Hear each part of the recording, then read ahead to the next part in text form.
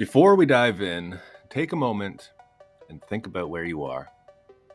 Not metaphorically, physically.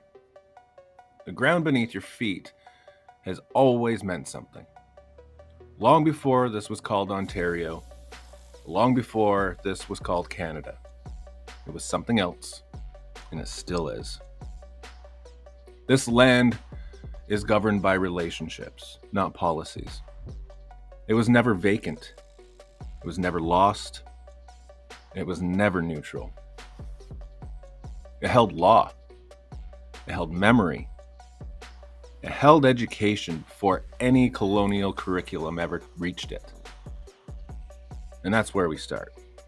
Because this episode, Educating the Teachers College, is about what happens when those original systems of knowledge come face to face with Crown institutions that claim to regulate who gets to be called a teacher. This is for every Indigenous educator who's ever been told your knowledge isn't formatted correctly. For every school board that says you're welcome, but never adjusts the structure to include you. For every community that already knows who its teachers are, regardless of what a certificate says. And it's for everyone else too. The allies, the administrators, the confused, the curious. Because if you say you believe in reconciliation, you have to understand what this fight is really about. And it's not just about policy. It's about power. This is the Hidden Coffee House podcast. Let's get into it. Last week, I was in Toronto for a book launch.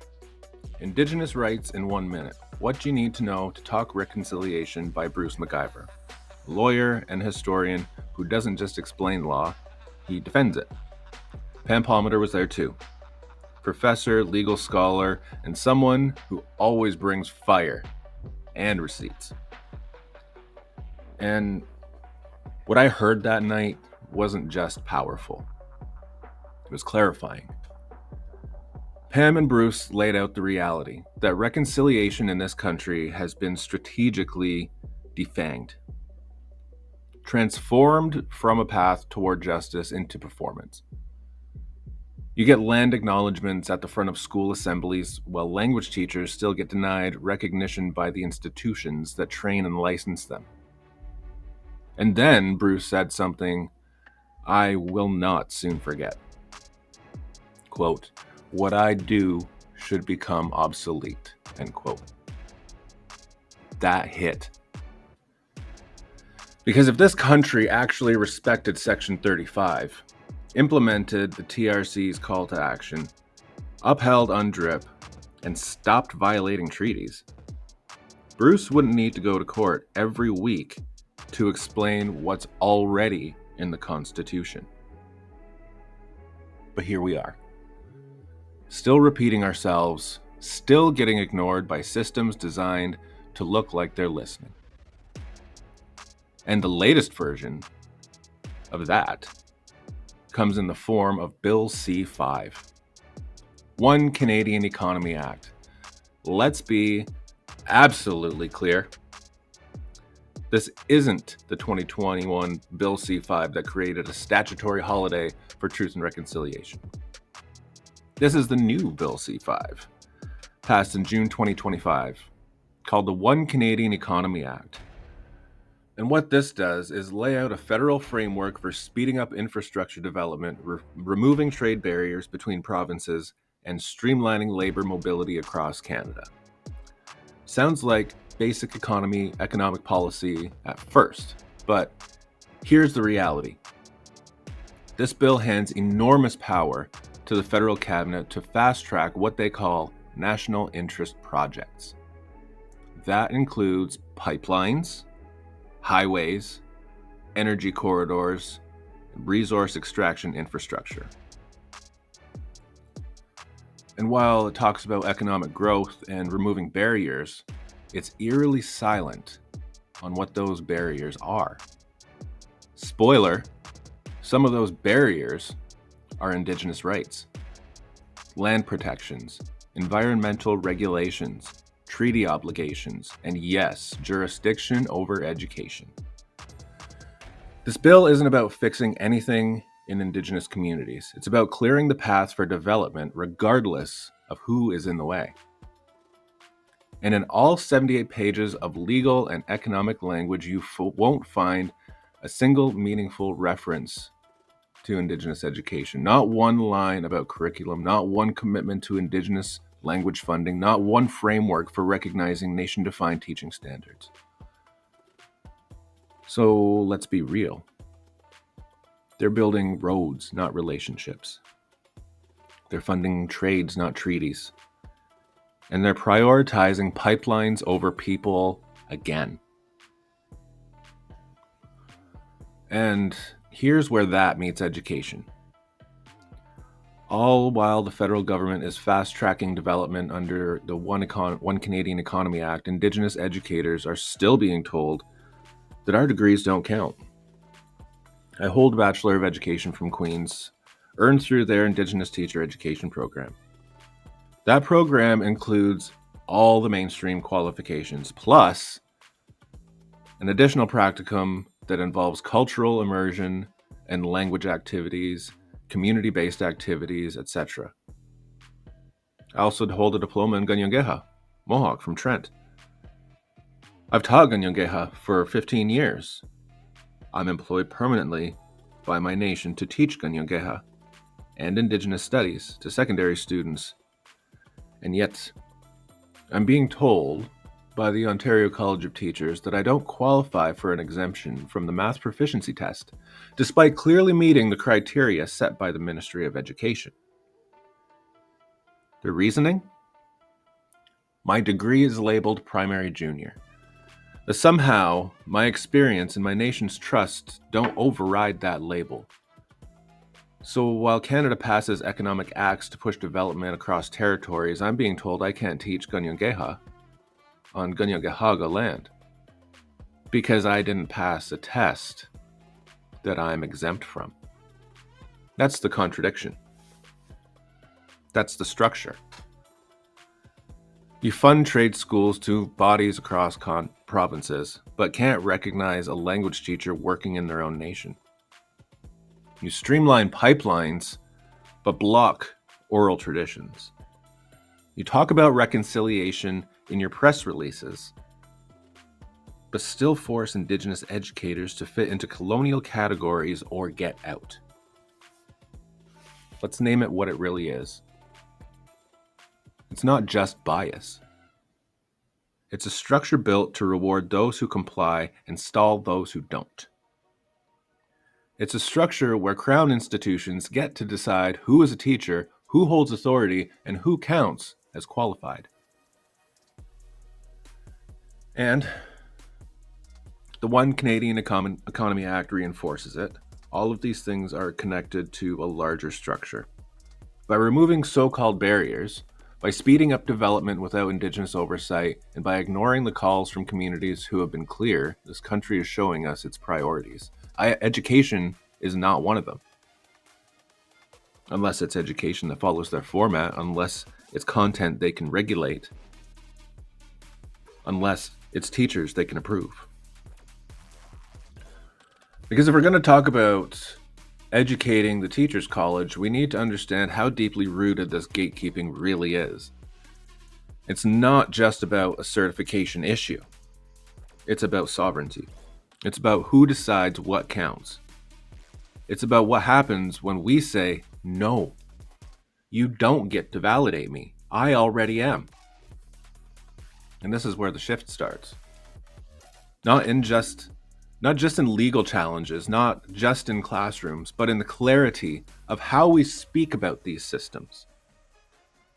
Because clarity is dangerous to colonialism.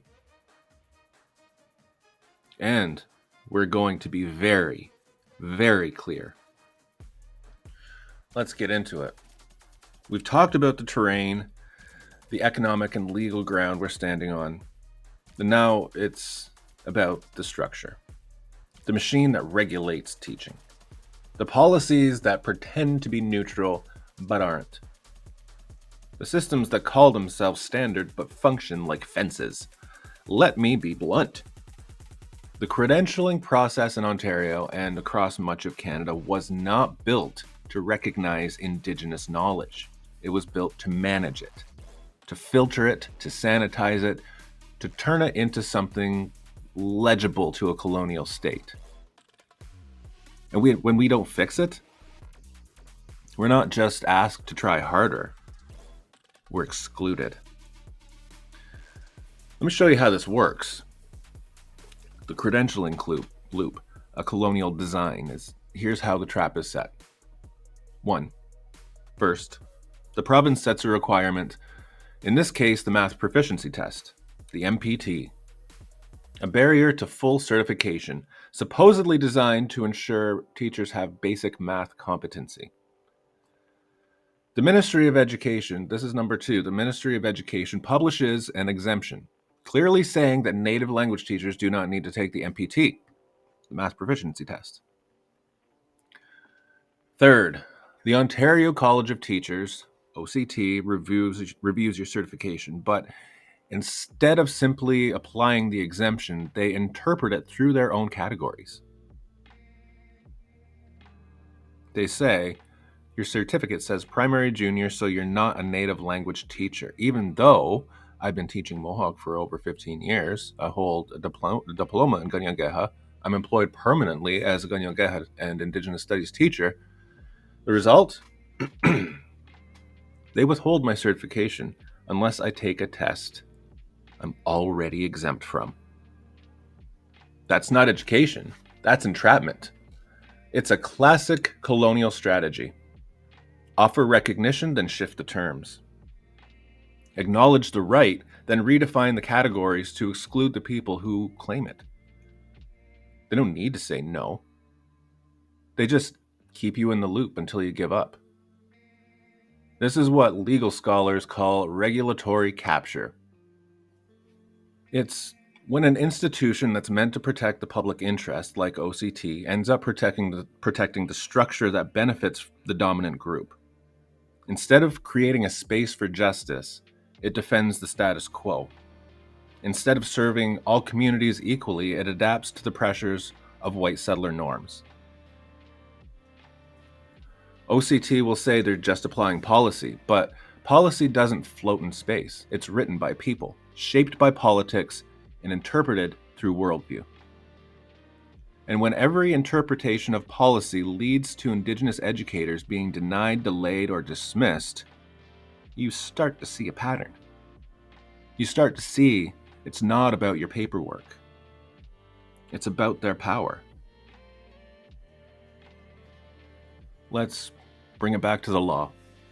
R.V. Sparrow, 1990. This is where Section 35 was given teeth.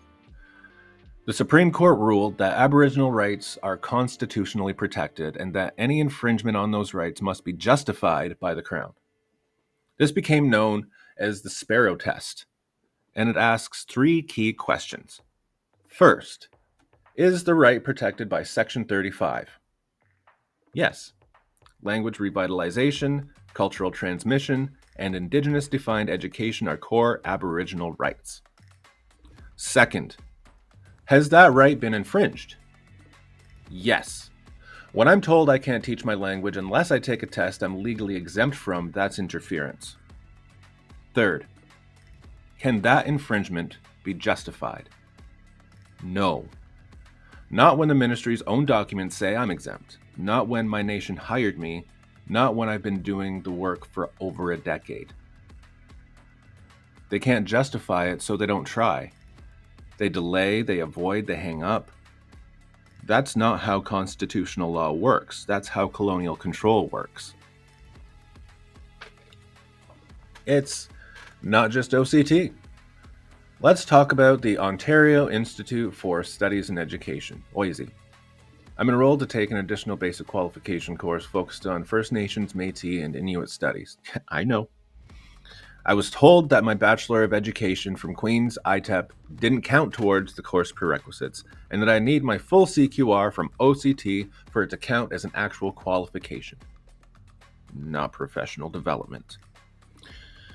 Why? because those credits came from my initial teacher education program. Never mind that my Bachelor of Education was completed through Queen's University and an Indigenous teacher education program. Never mind that it included language, culture, specific pedagogy, and land-based methodology.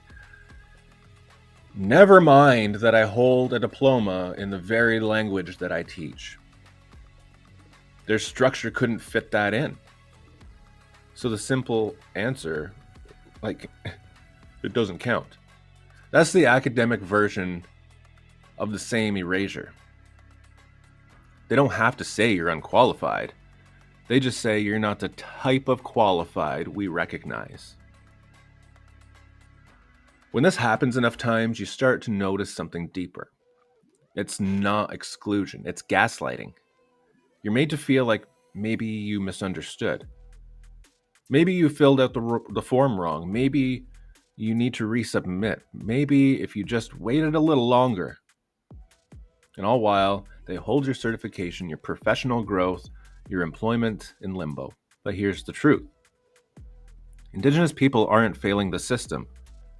The system is failing Indigenous people on purpose. Because inclusion is always conditional. It's always filtered through the colonial state's comfort. You can't be included as long as you don't challenge the framework, as long as you don't assert your sovereignty, as long as you don't speak with legal authority. But the moment you say, Section 35 protects me, the room goes quiet. Because they know you're right. They just don't want to deal with what that means. Let's go back to this math proficiency test. The Ministry of Education made it clear native language teachers are exempt. You can find it in writing. You can confirm this through public documents. It's not a gray area.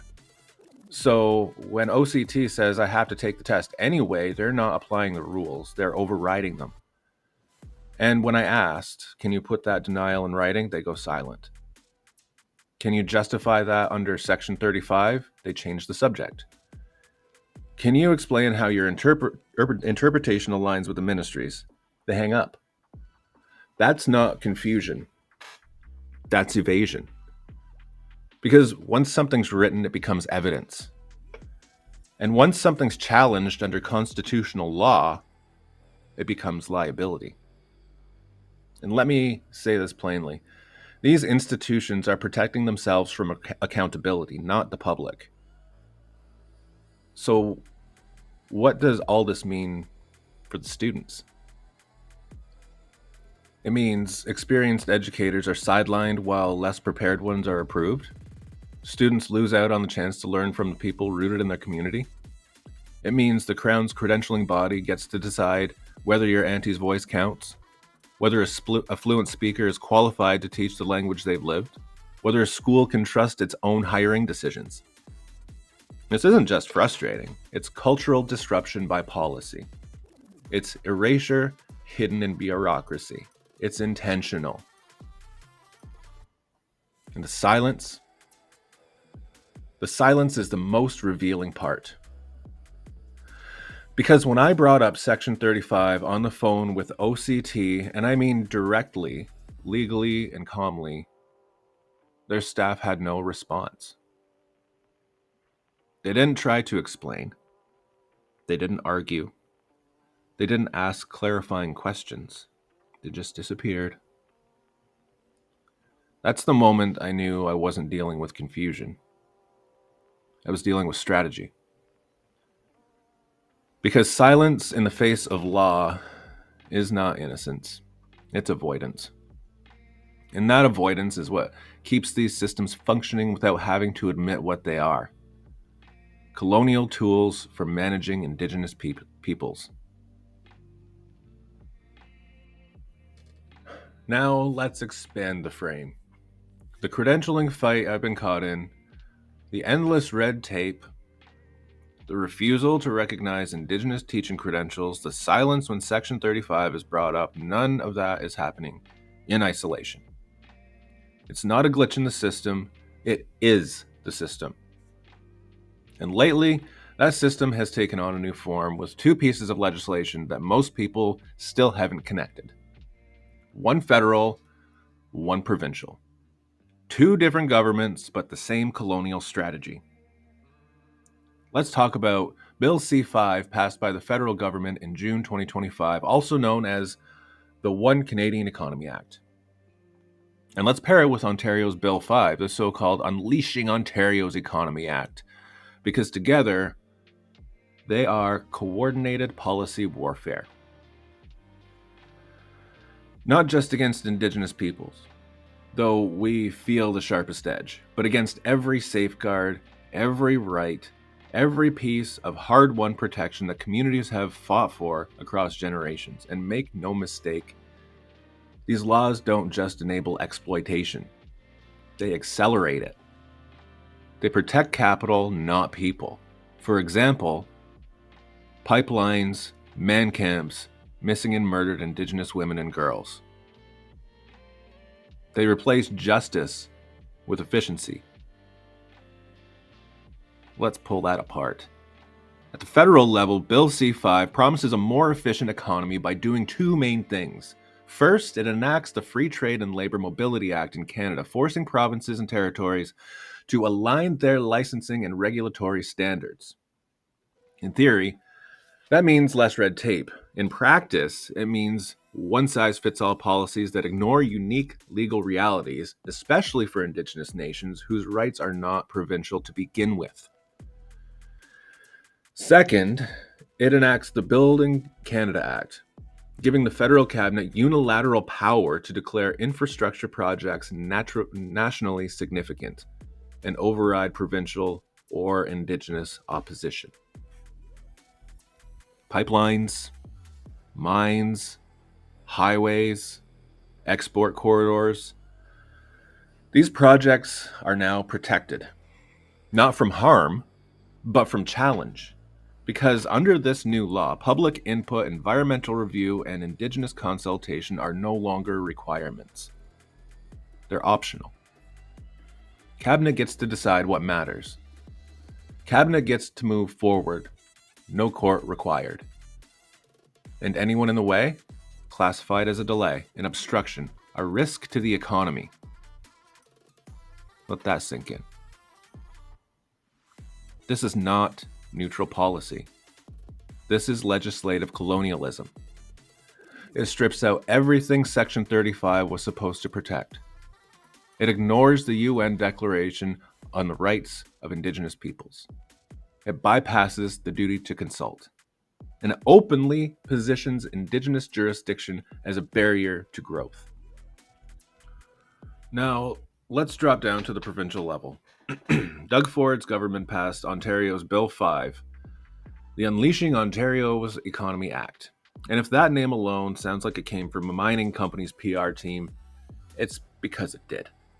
This bill does three major things. First, removes public consultation requirements on a broad range of land use decisions, including rezoning and site plan approvals. Translation: developers don't need to ask your municipality or community for permission anymore. Second, weakens environmental oversight by cutting protections around wetlands, forests, and waterways, including those connected to Indigenous traditional territories. Third, guts regulatory bodies, particularly conservation authorities and local planning councils, which previously served as checks on reckless development. Here's the kicker. Just like Bill C-5 federally, Ontario's Bill 5 presents this all as streamlining. Faster permits, more housing, more jobs. But what it actually does is clear the path for private profit while bulldozing every process that once gave communities, especially Indigenous ones, a chance to say no. So let's put them side by side. Bill C-5 is federal. Gives cabinet power to fast-track projects without consulting Indigenous nations. Bill 5, this is provincial, removes the local and environmental checks that used to slow down environmental development. Together, they create a pipeline, literally and politically. for unchallenged economic expansion. And while both bills claim to be about cutting the red tape, what they're actually cutting is law. Indigenous law, environmental law, and treaty law, the very legal fabric that was meant to hold this country accountable. This is a two-tier system. Tier 1 for corporations, industry, and state infrastructure, fast-tracked, deregulated, and rubber-stamped. Tier 2 for everyone else. Rights denied, voices ignored, and protection stripped.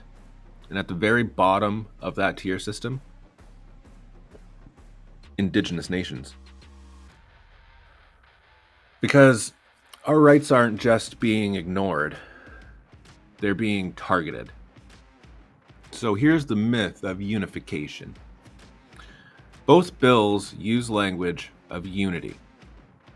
The one Canadian economy, a seamless regulatory landscape, unleashing growth. But what they're really doing is flattening difference. They're eliminating the space where Indigenous governance exists. They're overriding the ability of nations to assert no.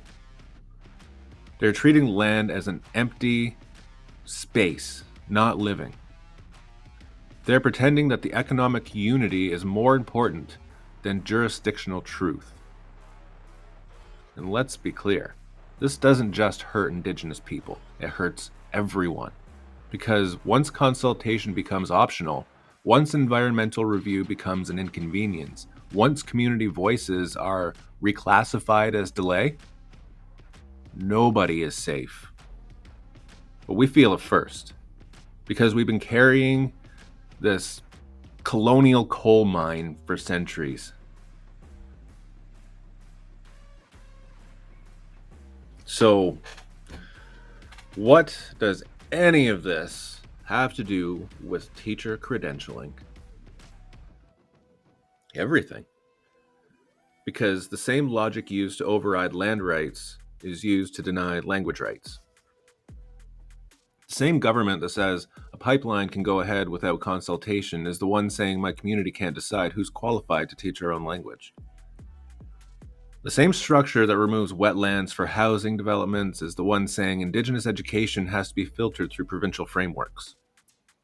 Credentialing isn't separate from colonization. It's just one of its bureaucratic branches.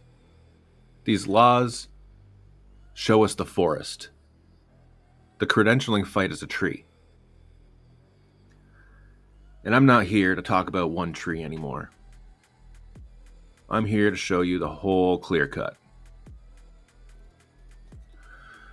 We are now living in a moment where federal and provincial governments are moving in lockstep to consolidate settler jurisdiction. They're removing the obstacles. They're minimizing resistance. They are rebranding colonial overreach as economic growth. And they're doing it under the cover of unity. One Canadian economy, one Ontario, one credentialing structure, one regulatory approach. But our systems were never one. They're plural, they're rooted, and they're sovereign. And if we allow this merger of state power to go unchecked, we're not just talking about losing access to land or control over teaching. We're talking about the erasure of Indigenous legal presence altogether. That's what these laws signal. Not incompetence, but intention. So, what do? We educate. But not in the way the province expects. We educate like our ancestors did. With clarity, with law, with unshakable memory. We teach our youth how to read a land use policy the same way we teach them to read the sky. We build curriculum that includes Bill C-5 and Bill 5 not as footnotes, but as case studies in modern colonization. We teach the two-row wampum not as a relic, but as a legal framework that still holds power if we hold it. We stop waiting from the province for recognition and start building systems that don't require it. Because the most dangerous thing we can be right now is informed. And the most powerful thing we can do is teach that truth to others. All right, so let's tie it all together from credentialing to legislation, from classroom to territory, from Section 35 to UNDRIP. Let's lay out what resistance looks like now. Not reaction, but strategy. Not protest alone, but policy and practice rooted in nationhood. Because education is not a site of neutrality. It's a front line. And it's time we started treating it like one. So let's end this where it began. On the land. Not on policy paper, not in some Queen's Park hallway, not in a ministry office downtown with locked doors and press embargoes, but right here, where the roots still speak and the law is older than the state that keeps trying to overwrite it. Because I need you to remember something. What we're fighting isn't just erasure, it's theft. And what we're reclaiming isn't permission, it's power. The denial of my right to teach my language, the gaslighting from OISE, the stalling from OCT, the bureaucratic loop of paper trails, none of it is personal. It's not some isolated clerical error or misunderstanding. It's part of a larger system designed to drain us of our time, energy, and authority while governments rewrite the law to only serve themselves. Let me be absolutely clear. There is no Canada without Indigenous land. There is no economy without Indigenous dispossession. And there will be no justice without Indigenous sovereignty. We've already gone over how Bill C5 federally and Ontario Bill 5 provincially work together to gut protections, deregulate accountability, and give the Crown sweeping control over the environment, industry, and education, all under the branding of economic efficiency. But what I want you to understand is how deep that it really goes. They're not just ignoring consultation. They're actively writing legislation that makes consultation irrelevant. They're not just trampling Indigenous rights, they're redefining rights as optional. And this is the real threat. When a government passes a law that says public interest overrides environmental review or that streamlining should eliminate community input, they're not modernizing. They are centralizing. They are colonizing.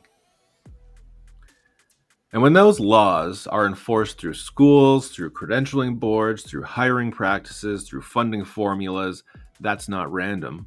That's some bureaucratic fluke. That's statecraft. That's white paper warfare. And we've been naming it for centuries. You think the Crown forgot what it owes us? No. They remember. That's why they're running. We are on land governed by wampum. We are standing in the jurisdiction of treaties. We are the descendants of knowledge passed not just through books, but through fire, story, ceremony, and survival. They can try to credential that all they want, but they will never own it. They will never own what lives in our languages. They will never own what we plant, what we sing, what we remember. And they will never own the education that happens in a circle, in a garden, in a kitchen, or at a kitchen table in a home that's still healing. Let me tell you the truth. We are not waiting to decolonize schools. We're already building the ones we were promised. They don't want you to see that. They don't want you to notice that land-based learning is already happening without their funding. that immersion programs are already saving languages without their help, that Indigenous teachers are already certified by their nations, their elders, their students, with or without some settler stamp of approval. That's the part that scares them. Because it's not that we're unqualified. It's that we've stopped asking them to qualify us. So, here's my message to every listener. If you're Indigenous, you don't owe this system your silence. You don't owe them assimilation. You don't have to twist your truth into a credential. You don't owe them shit. Your knowledge is real. Your teaching is real. Your resistance is not performative. It is protective. It is pedagogical. It is nationhood in action. If you're not Indigenous, welcome. Now it's your turn to work.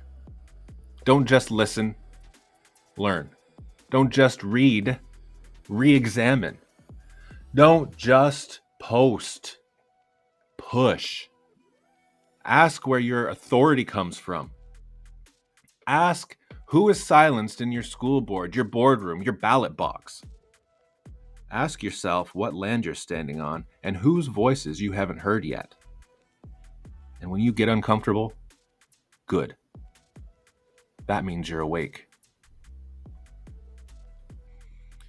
This episode isn't about credentials. It's about consent. About whose laws are being followed and whose are being buried. About whether Canada is prepared to face the fact that reconciliation without restitution is just PR. And that every policy passed without us is just a new name for that same old theft. We are still here. We are not confused. And we are not going anywhere.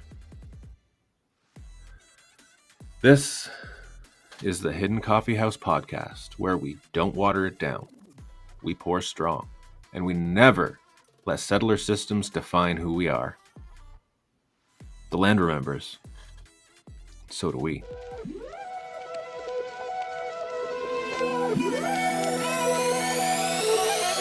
Two different levels, I cannot relate. You never win if you playing it safe.